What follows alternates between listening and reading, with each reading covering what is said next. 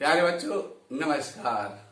आज के पाठ्यक्रम में हम चलते हैं पथिक। पथिक माने राहगीर, और राहगीर के रूप में हमारे जो कवि है राम नरेश त्रिपाठी जी। और इसके पूर्व हमने आपको 3 जो पद्य है उसको समझा दिए हैं, और आज चौथा चलते हैं और अपनी किताब को सामने रखेंगे। पढ़ रहा हूं पद्य को।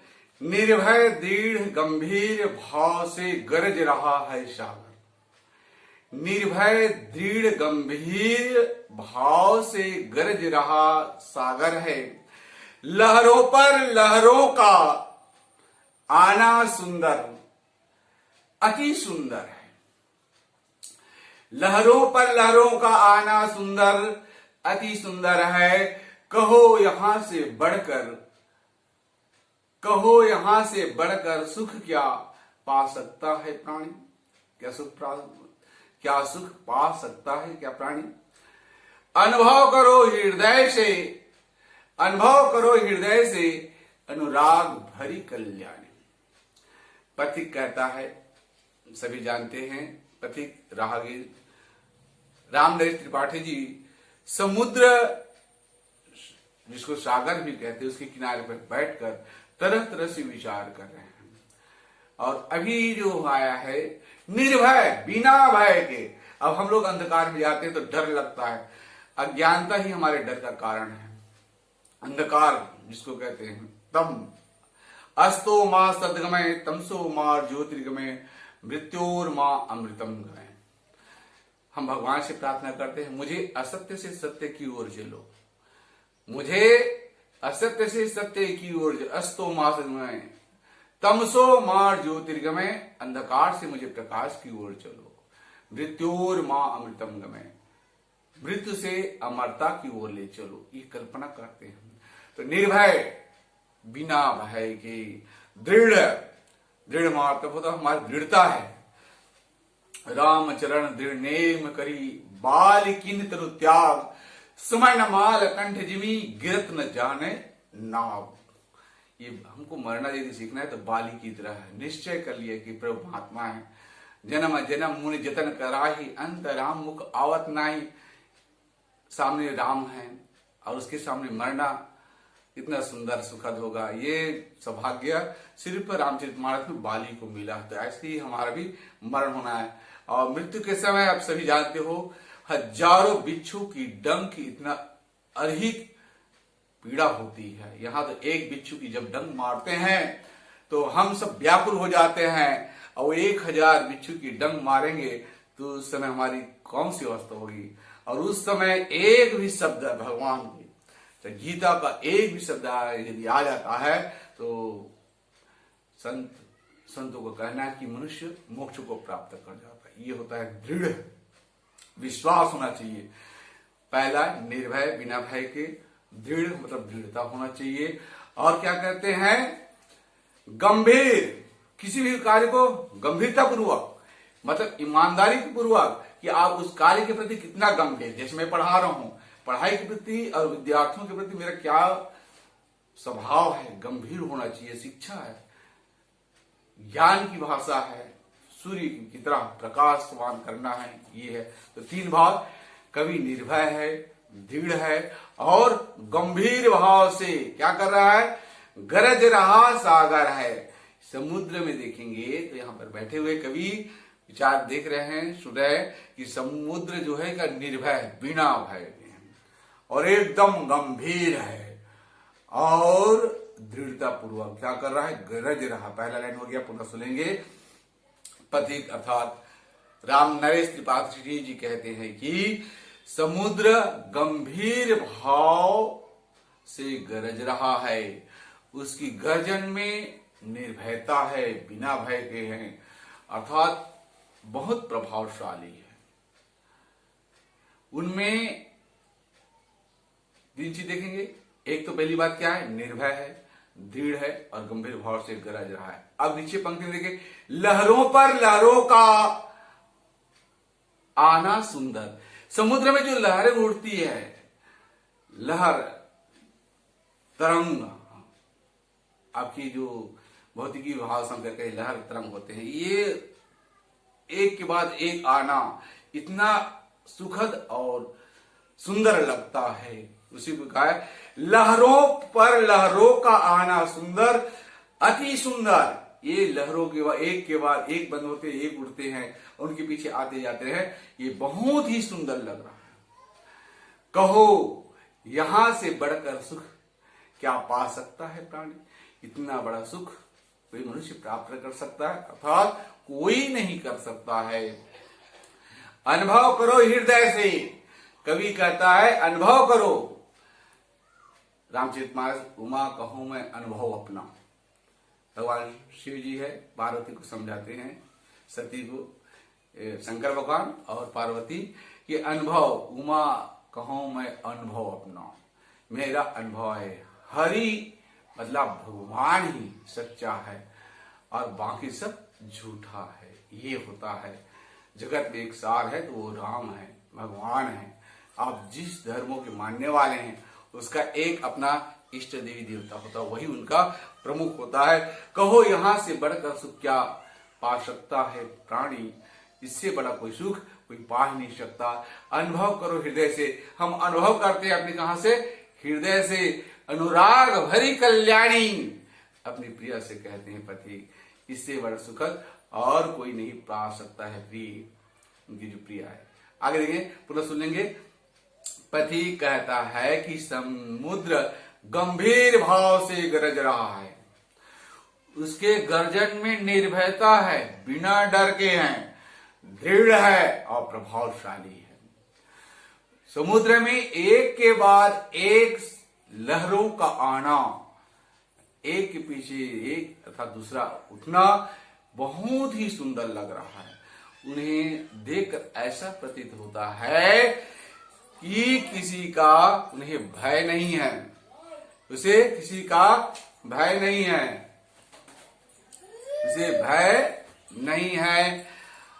पथिक अपने प्रिया से कहता है कि हे प्रिया, तुम इस दृश्य की सुंदरता का गहराई से अनुभव करो, गहराई से अनुभव करो। जो सुख यहां मिलता है इससे बढ़कर कोई सुख क्या मनुष्य या कोई भी प्राणी प्राप्त सकता है, अर्थात कोई प्राप्त नहीं कर सकता। इस प्रकार से ये जो पहला जो पद्य है उसका हो गया। और इसमें विशेष कोई देखेंगे तो प्रकृति का, समुद्र का मानवीकरण किया है, चित्रण किया गया है। इसकी जो कवि का संबोधन शैली है वो एकदम सजीव है। यहां पर सुंदर और अति सुंदर आवृत्ति बार बार आए हैं। काव्य की सौंदर्य बढ़ गया है। इसकी भाषा एकदम सरल है, सहज है, आसानी से समझ में आ सकता है। अब चलते हैं तीसरा, ये पांचवा आज का दूसरा होगा। जब गंभीरतम अर्ध निशा को जग ढंग लेता है। ये जो अभी वर्णन हुआ है वो दिन का है। अब चलते हैं, जब गंभीरतम अर्ध निशा को, अर्ध निशा में जग को ढक लेता है कौन, समुद्र की। देखिए, अंतरिक्ष की छत पर तारों का छिटकता, पुनः सुनेंगे, जब गंभीरतम अर्ध दिशा में जग को ढक लेता है, अंतरिक्ष की छत पर तारों को छिटका देता है। सस्मित वदन जगत का स्वामी मृदु गति से आता है, तट पर खड़ा गगन गंगा के मधुर गीत गाता है। जो पति अर्थात कवि अब तक कहां खड़ा हुआ था, समुद्र के किनारे खड़े होकर के उसकी सुंदरता का गान कर रहा था। अब वह प्रकृति का दूसरा रूप, कौन सा रूप, दिन का विपरीत रात होता है। जब गंभीरतम, तम माने अंधकार, अर्ध निशा, अर्ध माने आधी रात, निशा माने रात्रि, जब जग में जग को ढक लेता है। पुनः सुनेंगे, जो पथिक अभी तक समुद्र के किनारे खड़े होकर उसकी सुंदरता का वर्णन कर रहा था, अब वह प्रकृति के दूसरे रूप का यशोगान कर रहा है। उस उसकी प्रशंसा कर रहे हैं। क्या कहते हैं?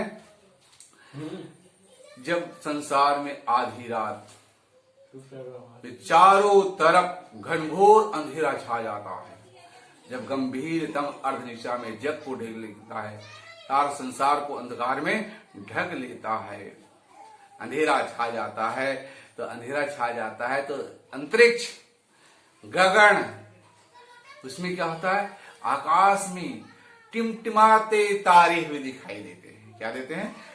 टिमटिमाते तारे हैं, तारे छिटक जाते हैं, और अंतरिक्ष की छत पर, अंतरिक्ष रूपी छत पर तारों को छिटका देता है।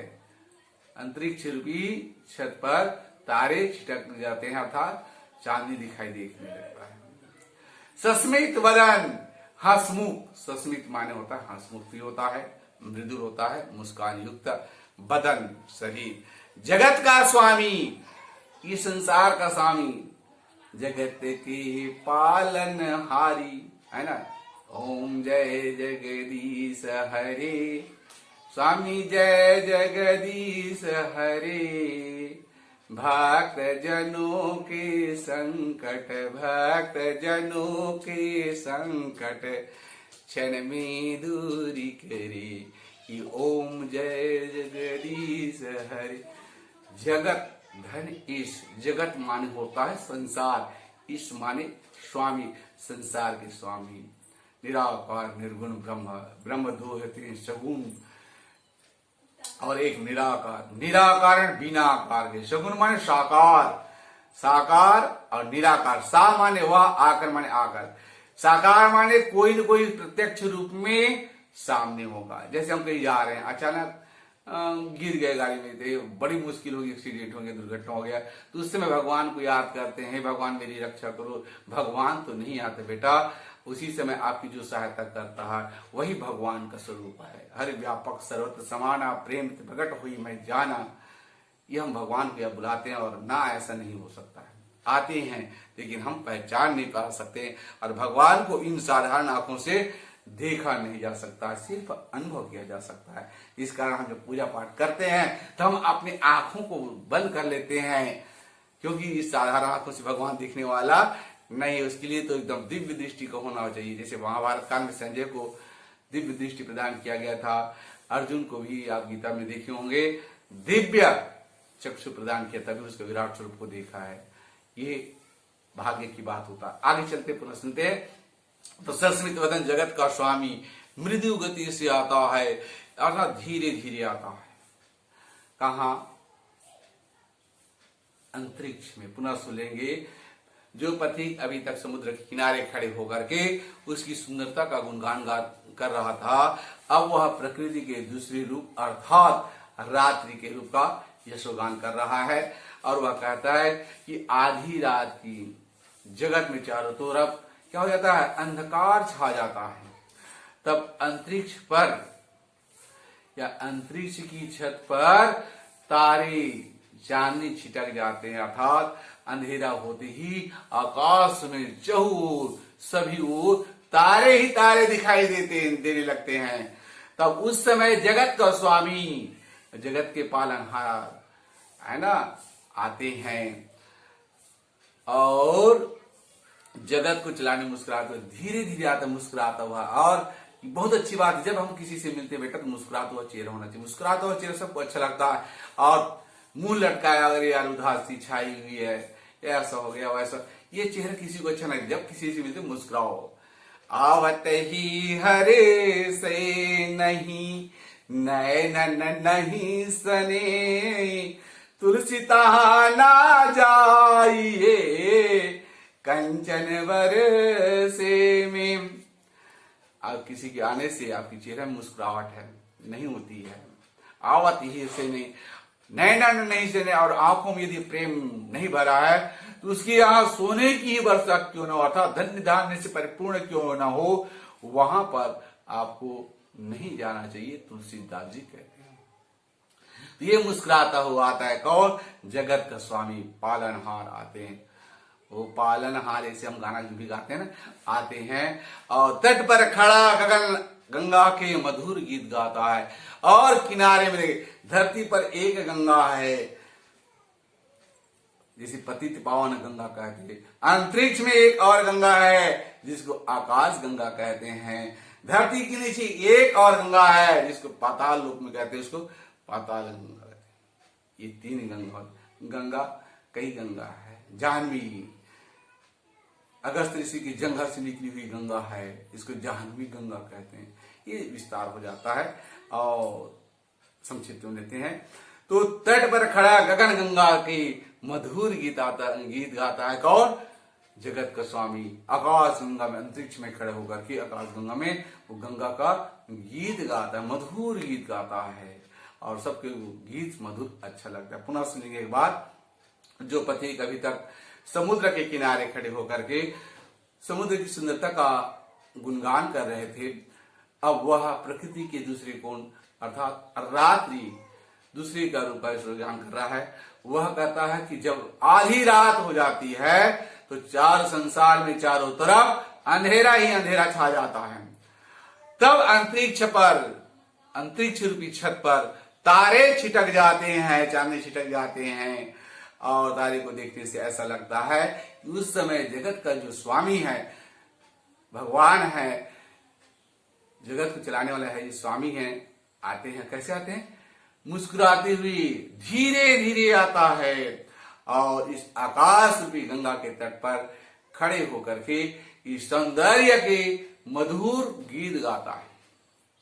भाव यह कि रात्रि में भी प्रकृति का सौंदर्य मनोहर दिखाई देता है, सुंदर दिखाई देता है कि जगत का स्वामी आधी रात को आकर छिप छिप करके आकाश गंगा के सौंदर्य का गान कर रहा है। इस प्रकार से आज 2 पद्य हुआ और आज की पढ़ाई तो विराम देंगे। इसके साथ ही साथ आपको सूचना मिल गई होगी कि जो विद्यालय जो चल रहा है उसका शुल्क पालकों के द्वारा जमा किया जाना है और उनके लिए आपको समय दिया गया था 4 तारीख तक का, और 4 तारीख निकल के उसके बाद विलंब भी शुल्क लिया जा सकता है। इसको गंभीरता पूर्वक करेंगे बेटा, क्योंकि अध्ययन करा रहे हैं। भूखे भजन न होए गोपाल, ले लो अपनी कंठी माला, ये संकेत अनिवार्य रूप से आप शुल्क जमा करेंगे, यही आपसे मेरा निवेदन है ना। इसी की तरह और कल जो अगला सेशन में जाएंगे तो उसका 6वां 7वां को देख लेंगे। प्रयास करूंगा थोड़ा, क्योंकि आदेश मिला है कि धीरे धीरे और रोचक पूर्ण पढ़ाने के लिए, इस कारण हम धीरे से चल रहे हैं। तो आज के पाठ्यक्रम को यही परिणाम दिया जाता है। जय हिंद।